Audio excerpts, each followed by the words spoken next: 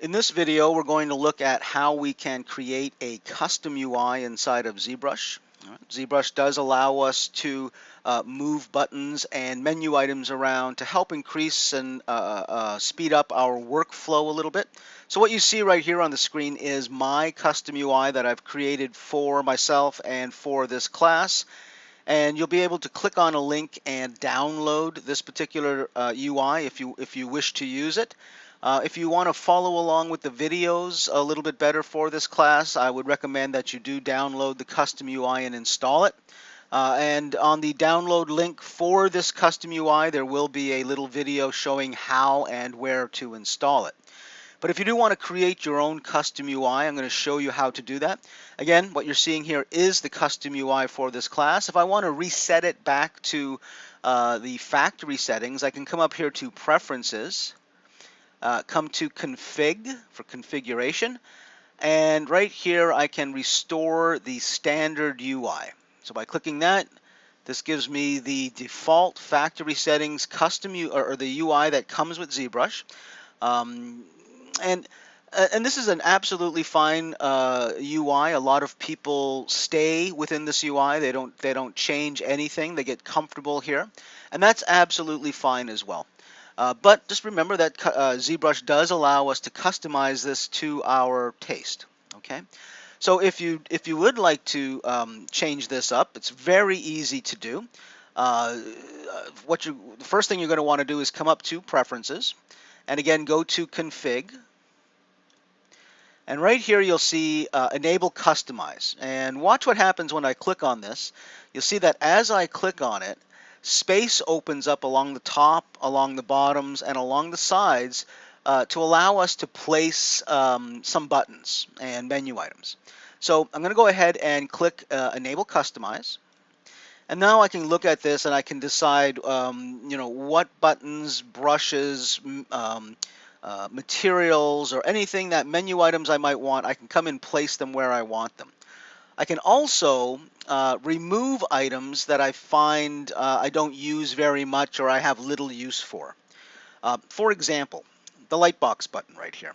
Lightbox can be opened and closed easily with just the comma button. If you just hit comma, that's the hotkey. That's the default hotkey for the Lightbox. So I really don't need this button. This is a great big button that's taking up space. So if I want to remove or add a button, all I need to do is hold Control and Alt, click on that button and drag it. I can drag it into the canvas and get rid of it. And also Homepage, this is another one that we don't need, so I'm going to hold Control and Alt and drag that in here. Live Boolean I will use, so I'm going to go ahead and just move that over. And same with Edit, Draw, Move, Scale, Rotate. I'm going to place those in areas where I don't know, where I find them easier to use. All right. So, for example, the BPR button, I might move over here. Okay. Along with the SPIX. Okay, that should go right there with that. And some of these other buttons like Expose, I can come in here and get rid of that. Solo, I'm going to create a hotkey for that so I can get rid of that. And these other buttons I might just move down. Okay, so you can see that you can move things around quite easily, but you can add to it as well. So I'm going to come over here, I'm going to double click on my divider, and I've got a material menu here, so I'm going to just go ahead and click on this little dot and drag that in here to get rid of that. Now that material menu you just saw is also over here. All right, so understand that even though I moved it from here, it looks like I got rid of it. Nothing's really ever gotten rid of for sure. There's my material menu right there, and I could easily just grab that little dot and move that over there, all right, if I wanted to keep it docked and open. But right now I don't. I just want to move this over right here. But what I do want to open up is my brush menu. So I'm going to click on that, grab that little circle and move it over because I want access to some of these brushes right here.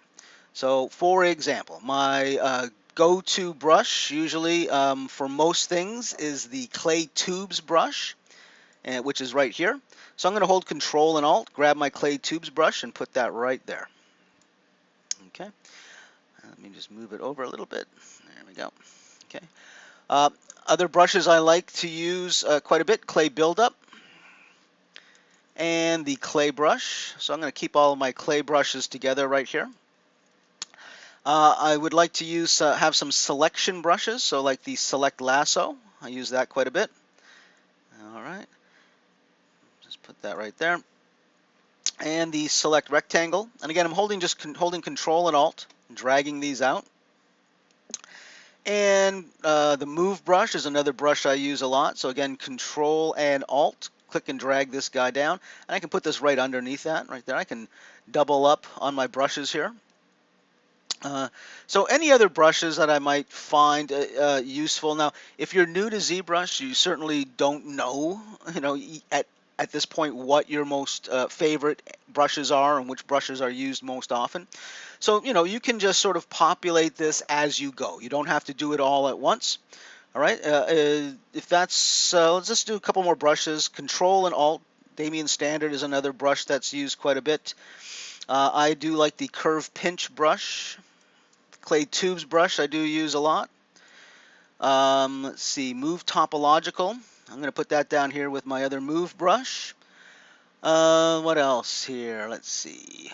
Move Elastic is a good one too. We'll put that down here with our Move brush. All right. And there's all kinds of other brushes that we could add to this as well. So I'm going to go ahead. I'm done with this. I'm going to grab this little circle and drag that in there.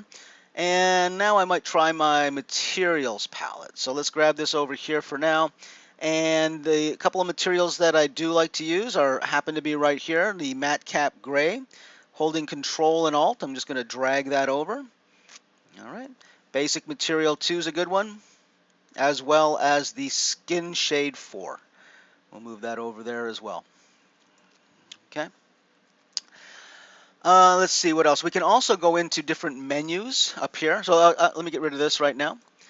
We can also grab other things. So for example, in the preferences, if we come down here to Quick Save, this maximum duration and rest duration are buttons that I like to have up front and available to me. This is your auto save settings. So I'm going to hold down Control and Alt again and just grab this maximum duration. And we'll put this right down here. And then let me come back up to that and grab the rest duration. And we'll put that right there as well. So you can see you can grab virtually anything, all right, and place it in your custom UI. Some of these items over here I want to get rid of because I like to use my space bar. You can see when I hold my space bar, I have access to all of the same things that are right here. So I really don't need these, sort of cluttering up my custom UI or my UI. So I'm going to hold Control and Alt and just click on these and drag them into the workspace to get rid of them.